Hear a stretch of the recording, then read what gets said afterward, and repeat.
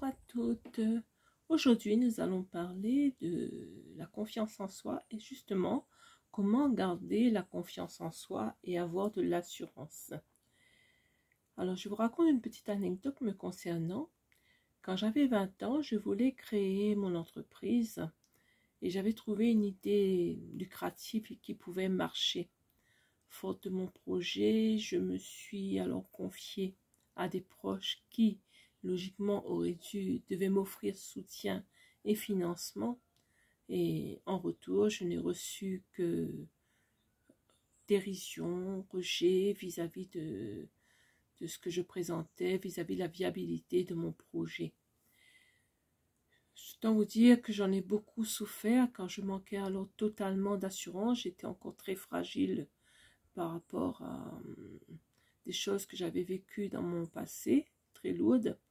Et donc, je manquais beaucoup d'assurance et de confiance en moi.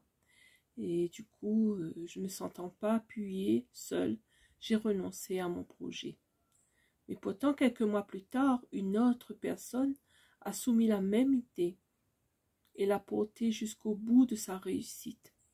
Vous imaginez, ma déception, ma désillusion, ça m'a beaucoup affectée et du coup, ça a tué en moi toute initiative de liberté en ce qui concerne créer ma propre entreprise, jusqu'à ce que je prenne conscience, bien des années après, de ma part de responsabilité, parce que je suis pas allée jusqu'au bout, ça c'est une chose, et surtout de ma véritable valeur.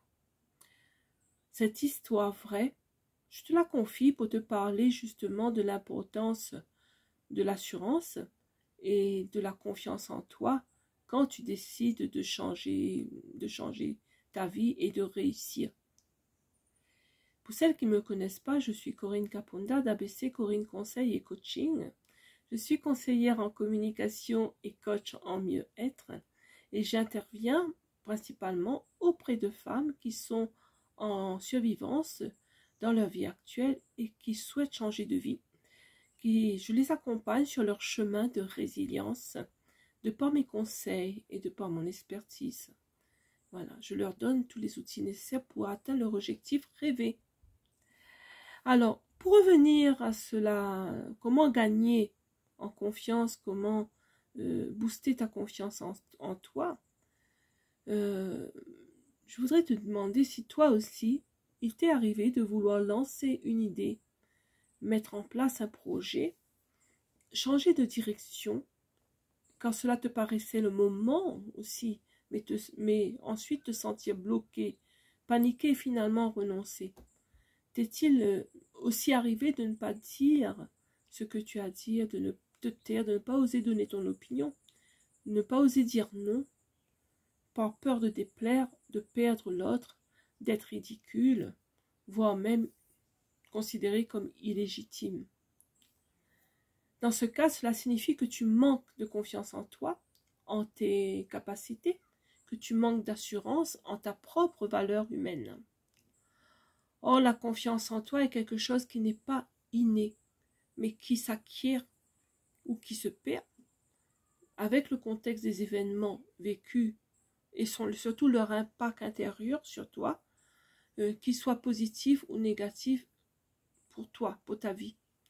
Elle dépend aussi de l'éducation, de tes croyances inculquées, de l'image que tu peux avoir de toi-même dans une société qui, depuis le plus jeune âge, idéalise en tout cas ce qui est la performance, l'esprit de compétition, la réussite parfois au détriment des autres. Et tout cela dans un rapport de force émotionnelle et, on va dire, destructeur pour la personnalité profonde que tu as, car l'échec est vécu comme une honte et non comme un apprentissage dans notre culture française. Cela induit chez toi, chez les personnes, un manque d'assurance pour celles ou ceux qui ne suivent pas et suivent différemment les règles. Qui dit manque d'assurance, dit manque de confiance et d'estime de soi. Or, faut savoir que la confiance en soi ne dépend pas de la vie de l'autre, qui est toujours le reflet de son propre état d'esprit à l'autre, et n'est que sa propre vie. La confiance en soi doit puiser à l'intérieur de toi. Elle doit être un objectif constant dans ta vie, car elle est à la base de tout. Et il te faut tout mettre en place dans ton mental, vaste programme, tes pensées, pour acquérir cette confiance en toi, l'entretenir, la chérir, la maintenir, la renforcer comme un bien précieux à garder. Elle doit devenir une attitude intérieure qui se reflète dans ton attitude et ton comportement extérieur, dans tes relations avec les autres. Elle est gage de réussite pour toi, car tu boostes ainsi ton image et ton estime de toi-même. Elle est le propre d'une personnalité forte, car elle résiste aux faiblesses que tu traverses. La confiance en toi implique alors une posture physique, où tu te redresses au lieu de t'effondrer, te replier sur toi, mais aussi une posture mentale où tu souris, en gardant ton calme sans t'attarder aux critiques. Le sourire n'est pas un sourire qui doit être forcé. Mon sourire actuellement, il n'est pas forcé. Il est intérieur.